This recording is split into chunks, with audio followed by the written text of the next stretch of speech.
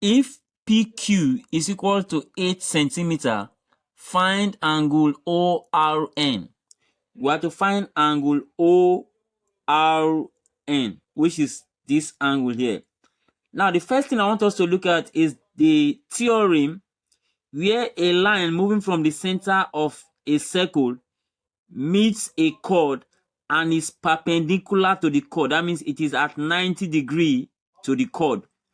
In such a situation, we will know that the line, that particular line passing through the center of the circle, since it is perpendicular to the chord, it means that it also bisects the chord. That's what it also means, that it bisects the chord. Take note of that theorem, that when a line from the center of a circle meets a chord and is perpendicular to the chord, that line bisects the chord. That means it divides the chords into two equal parts. So now we are told that the length of the chord PQ is 8 centimeters. Now, since this line is dividing it into two equal parts, it means that this side is 4 centimeters. That is 8 divided by 2. And this side will also be 4 centimeters. So that is what we can get from that theorem. Now, the next thing I want us to look at is to trace a line from the center of the circle now to the circumference of the circle. That is that line there. Now, a line from the center of a circle to the circumference of the circle is the radius of the circle. Don't forget that. So this is the radius of the circle. So now, since we know this length here as 3 centimeters and we know this as 4 centimeters, and the two lines are perpendicular, that means they are at 90 degrees to each other. With that, we can now find the length of the radius of the circle by using Pythagorean theorem. So that Pythagorean theorem rule agrees that the longest side of the right angle triangle, which is the hypotenuse side, the square, is equal to the sum of the squares of the other two sides. So that will be 3 square plus 4 square as the other two sides. So this is 4 and this is 3. So their squares together, added together, give the square of the longest side, which is the hypotenuse, and that is Pythagorean theorem. So from there, we have r square is equal to 9, that is 3 square is 9, plus 16, 4 square. So now r square will be equal to 9 plus 16 is 25. So we can now take the square root of both sides in order to get the value of r.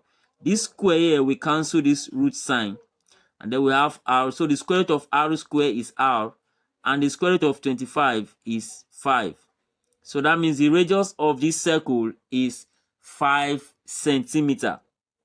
So don't forget that the distance from the center of the circle to the radius of, to the circumference of the circle is also the radius of the circle. So that means this is also 5 centimeters, because this is the radius that we just calculated as 5, and this is also radius, center to circumference. So this is also 5 centimeters.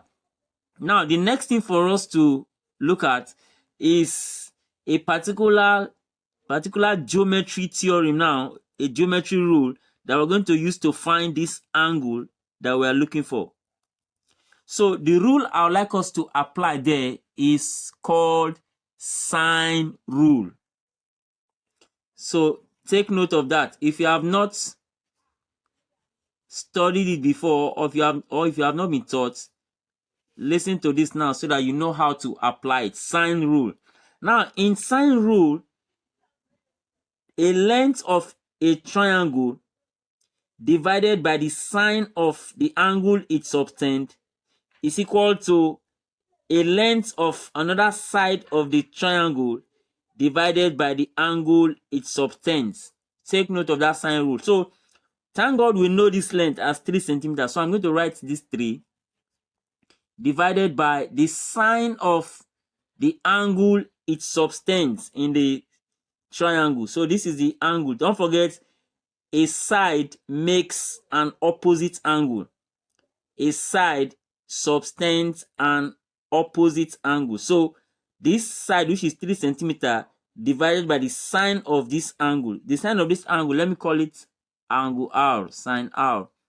And that will be equal to another side that we know now, which is 5 centimeter. So I write it as 5 divided by the angle it subtends in the triangle, which is this 20 that we are given. So this 5 subtend this 20 degrees. So don't forget a side and its opposite angle. So that will be 5 divided by sine 20. So we can now solve on so that we get the value of the angle that we're looking for. So let me continue from this side now. Or rather, let me move one line down before I continue from this side. So this will be 3 divided by sine R will be equal to 5 divided by the value of sine 20 is equal to 0.3420. That's the value of sine 20. So let me continue from this side now. Moving to this side, I can simply cross multiply. So I have 5, this 5 multiplied by sine R, 5 multiplied by sine R. So I'll call that 5 sine R. That will be equal to 3 multiplied by this value. That is 3 multiplied by 0.3420. Take note of that. Then now, the next thing to do is to divide both sides by 5. By the time I divide this side by 5, and also divide this by 5, 5 here will cancel 5, and I'm left with sine R is equal to 3 times 0.3420, all divided by 5, is going to give me 0.2052. So by the time I multiply this 2 and divide by 5, it's going to give me this value. From there, I can move on and get the value of R will be equal to, don't forget, I'm looking for the angle here, R, which is this angle that we have to look for. So by the time I remove this sine and take only the angle R, on this other side, I'm going to take the sine inverse of 0.2052. From your calculator, you can get sine inverse. That is the angle that has this one now as its sine.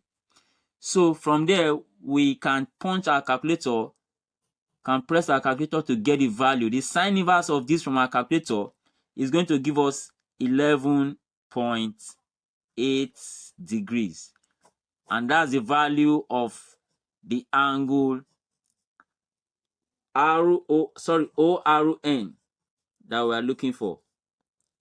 So the angle ORN that we're looking for, don't forget, that is the ORN that we're looking for. ORN, which is this angle. And that is what we just obtained now as 11.8 degree as our final answer. Hope you enjoyed this video. Please don't forget to like, share, and join for more videos like this. Thank you for watching.